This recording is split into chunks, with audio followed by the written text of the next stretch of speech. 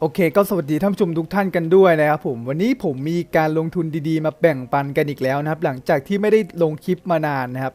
หลายๆคนอาจจะรู้จักแล้วนะครับบริษัทนี้นะครับผม Monifinix นะครับหลายๆคนน่าจะเคยเห็นแล้วก็ลงทุนกันมาสักระยะหนึ่งแล้วนะครับเพราะว่ามันดังมากๆนะค่อนข้างดังป๊อปปูล่ามากนะครับในปี 2019 นี้นะครับผมเต็มไปหมดเลยนะครับคนลงทุนเยอะแยะมากมายเลยนะเพื่อนๆที่ดูคลิปนี้อยู่อาจจะได้ลงทุนกันไปแล้วนะครับยังไงก็ต้องขออภัยนะครับที่ทำคลิปช้าหน่อยนะครับผมแต่ว่าที่ผมมาทำคลิปนี้นะครับที่ผมมาแบ่งปันผมเห็นว่ามันเป็นบริษัทที่โอเคที่สุดแล้วนะครับณตอนนี้นะครับเป็นบริษัทลงทุนปันผลที่ผมคิดว่าโอเคเสี่ยงน้อยที่สุดแล้วนะครับณตอนนี้นะครับเท่าที่ผมหามาดูมาเป็นระยะเวลาประมาณเกือบอาทิตย์นะครับผมดูมาศึกษาดูนู่นดูนี่จนละเอียดหมดแล้วนะครับผมคิดว่าณตอนนี้นะครับณตอนนี้ Monifinix เป็นทางเลือกที่โอเคดีที่สุดแล้วนะครับของการลงทุนปันผลณตอนนี้นะครับโอเคเดี๋ยวมันจะดีเจ๋งอะไรยังไงอย่างที่ผมพูดหรือเปล่านะครับเดี๋ยวเราไปดูกันเลยจะเห็นได้ว่าช่วงหลังๆนี้ผมไม่ค่อยได้ทำคลิปเลยนะเพราะว่ามันมีอะไรที่เป็นแบบมีแต่การลงทุนที่มันแบบเสี่ยงๆไปหมดเลยนะผมก็ไม่อยากมาแบ่งปันไม่อยากมาทำคลิปให้ใครได้รับบาดเจ็บ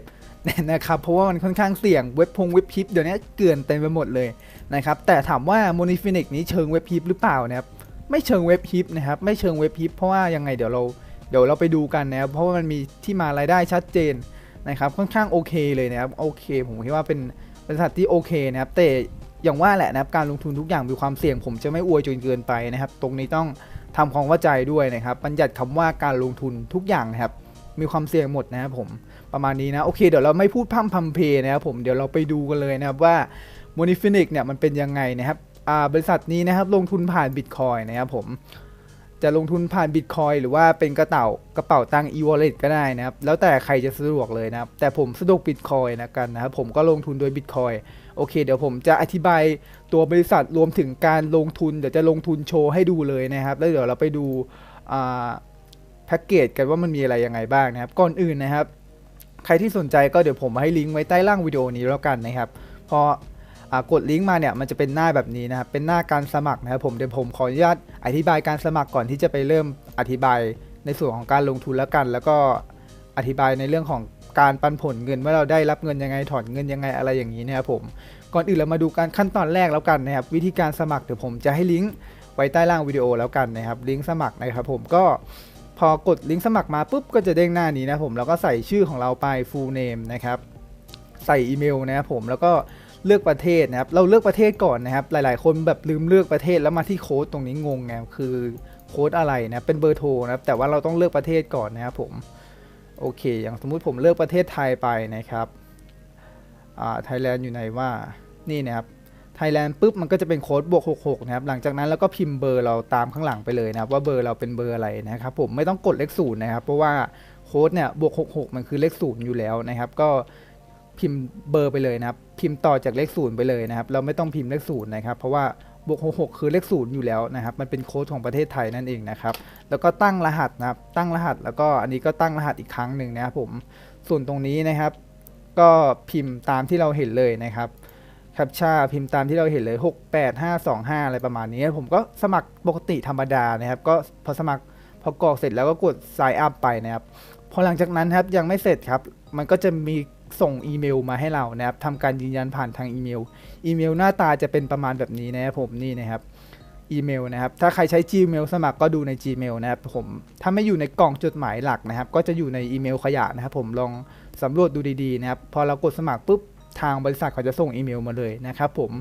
พอส่งอีเมลมาแล้วเราก็กดลิงก์นี้เลยครับเป็นลิงก์ยืนยันการสมัครนะครับผมกดเข้าไปตึ้งเลยนะครับมันก็จะเด้งขึ้นมาหน้าล็อกอินนะครับผมหน้าล็อกอินก็จะเป็นประมาณแบบนี้นะครับเดี๋ยวผมขออนุญาตออกจากระบบแป๊บหนึ่งนะครับหน้าล็อกอินก็จะเป็นประมาณแบบนี้เลยนะครับเราก็กดล็อกอินไปนะครับล็อกอินไปนะครับพอเรากดล็อกอินแล้วถามว่า ID ตรงนี้นะครับเอามาจากไหนนะครับ ID ตรงนี้ก็คือเอามาจากอีเมลเราเลยครับตัวหลังสุดนะครับ mf 907845354ของตรงนี้ของแต่ละคนจะไม่เหมือนกันนะครับเพื่อนๆก็ copy มันเลยนะครับกดคัดลอกแล้วก็มาวางนะครับพอมาวางเสร็จแล้วก็ใส่รหัสที่เราได้สมัครไปนะครับที่เราได้สมัครไปตอนต้นนะครับแล้วก็ใส่ยืนยันตัวตนนะครับ705 21นะครับแล้วก็กด sign in ไปเลยนะครับล็อกอินเข้าไปนะครับผมประมาณนี้ครับวิธีการสมัครแล้วก็ล็อกอินเพียงเท่านี้เองนะครับง่ายๆนะครับผมโอเคพอเดี๋ยวผมจะมาเริ่มอธิบายในส่วนของการลงทุนนะครับผมการลงทุนก็จะขอเกริ่นก่อนเลยนะครับว่า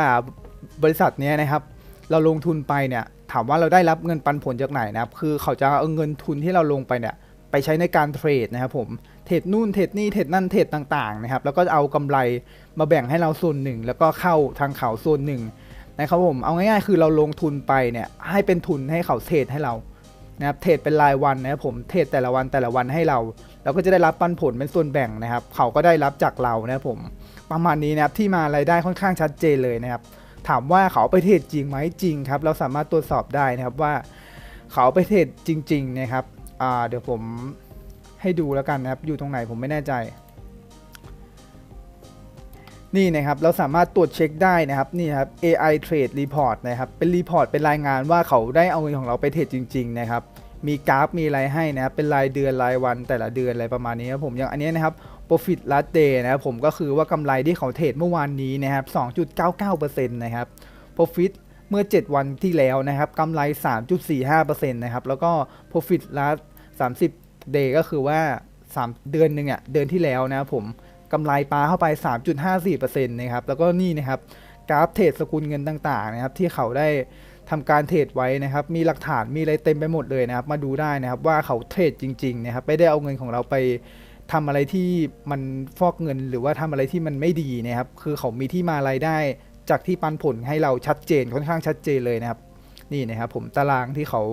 เอาเงินทุนของเราไปเทรดนะครับผมแล้วก็แต่ละเดือนเนี่ยก็จะเห็นว่าเป็นบวกตลอดเลยนะครับก็คือว่าได้กำไรนั่นเองนะครับผม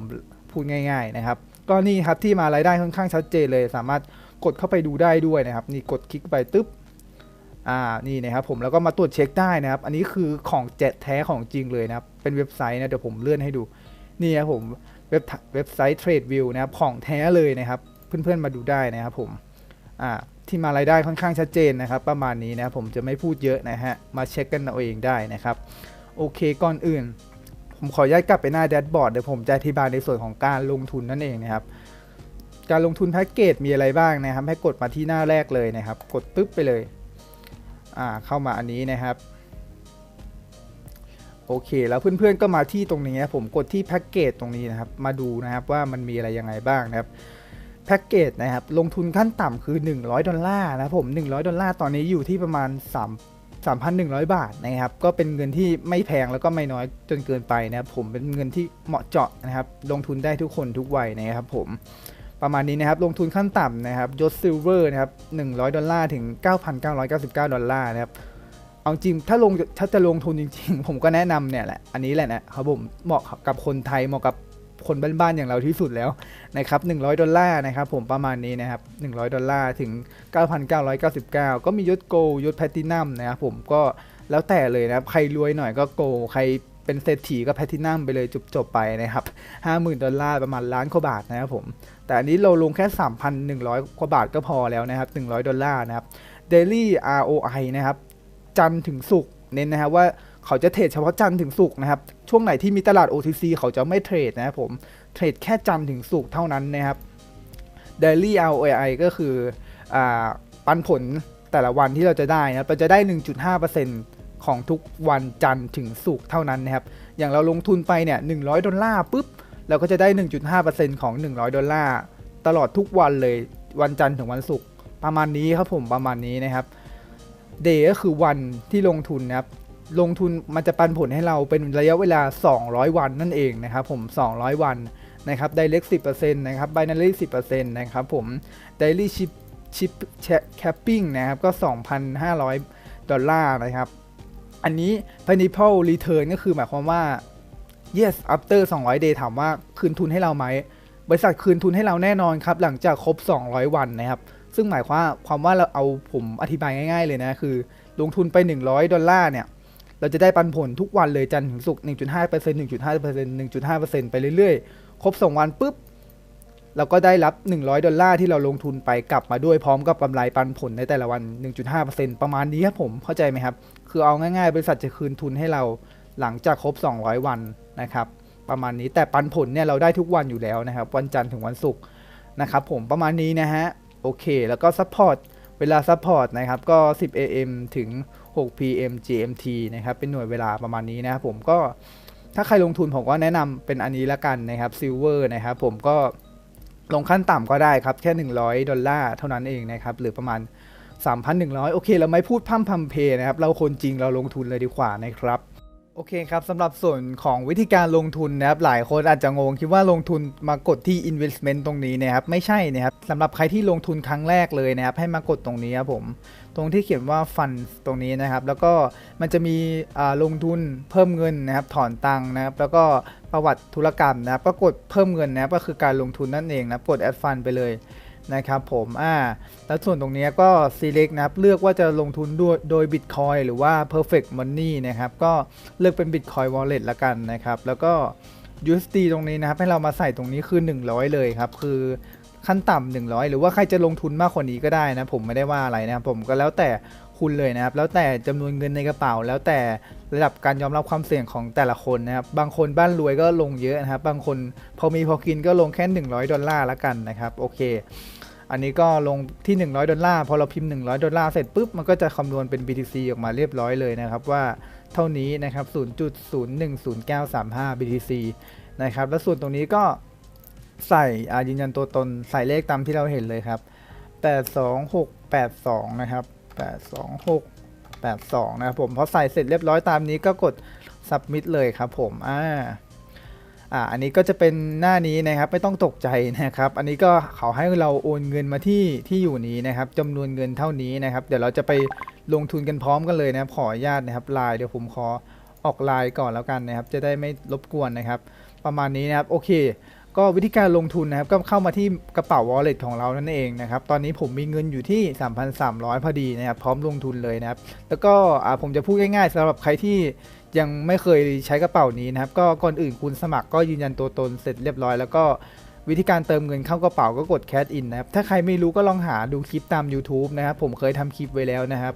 วิธีการสมัครยืนยันกระเป๋าอะไรประมาณนี้นะครับหรือว่าจะดูของ channel อื่นก็ได้ครับก็ผมจะอธิบายง่ายๆนะครับวิธีการเติมเงินเข้ามาในกระเป๋าสตางค์นะครับก็กด cash in นะครับแล้วก็เลือกธนาคารที่เราต้องการจะเติมเงินนะครับก็มีกสิกรกรุงศรีนะครับธนาคาร TMB นะครับกรุงไทยนะครับผมประมาณนี้นะครับเพื่อนๆก็เลือกที่ธนาคารที่เพื่อน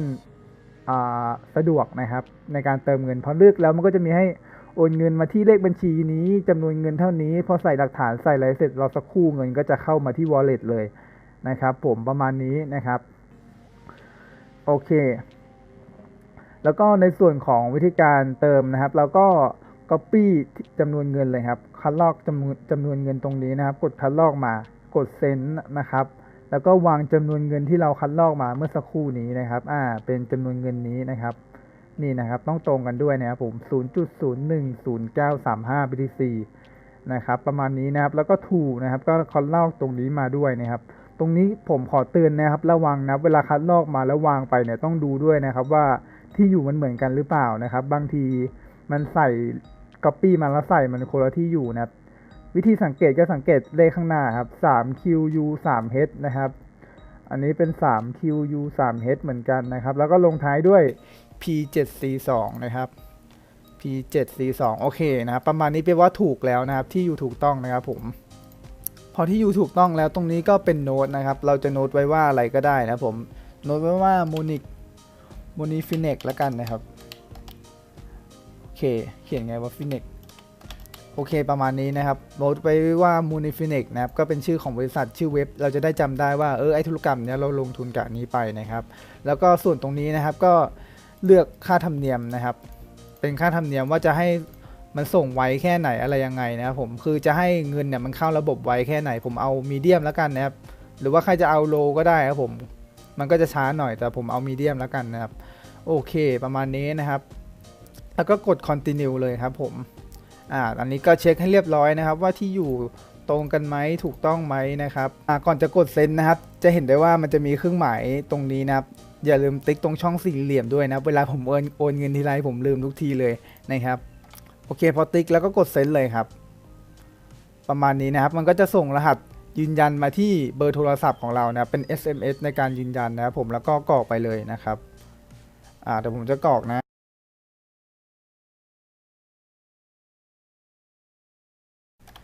ประมาณนี้นะครับแล้วก็กด submit เลยครับมันก็จะบอกว่า success นะครับแล้วก็มีคือเป็นประวัติธุรกรรมนะครับกำลัง process นะครับก็คือว่ากำลังส่งนะครับผมโอเคเดี๋ยวยังไงพอส่งเสร็จแล้วนะครับแล้วเงินมันเข้าในเว็บแล้วเดี๋ยวผมจะตัดคลิปมาอีกทีแล้วกันนะครับโอเคพอหลังจากที่เราลงทุนโอนเงินมาในเว็บเสร็จเรียบร้อยแล้วนะครับเงิน$100ของเราก็จะเข้ามาที่ F Wallet นั่นเองนะครับผมอันนี้คือ F Wallet นะครับแล้วพอเราจะลงทุนเพื่อรับปันผลนะครับผมเราก็มาที่ investment เลยครับเพื่อโอนเงินจาก F Wallet เนี่ยนะครับเพื่อโอนเงินจากF Wallet ไปที่ My Investment นะครับผมประมาณนี้นะฮะก็โอเคมาที่ investment ตรงนี้นะครับผมโอเคแล้วก็พิมพ์จำนวนเงินไปนะครับก็คือ$100นะครับผมประมาณนี้นะครับแล้วก็ investment type นะครับก็คือ self investment นะครับก็คือลงทุนให้ตัวเองนะครับส่วน author member investment ตรงนี้ก็คือว่าลงทุนให้คนอื่นนะครับเราไม่ได้ใจดีขนาดนั้นนะฮะเอาตัวเองให้รอดก่อนนะครับทุกวันนี้นะฮะก็เอา self investment นะครับก็คือหัวข้อลงทุนให้ตัวเองนั่นเองนะครับแล้วก็money from F wallet ตรงนี้นะครับแล้วก็ใส่100ไปนะครับผม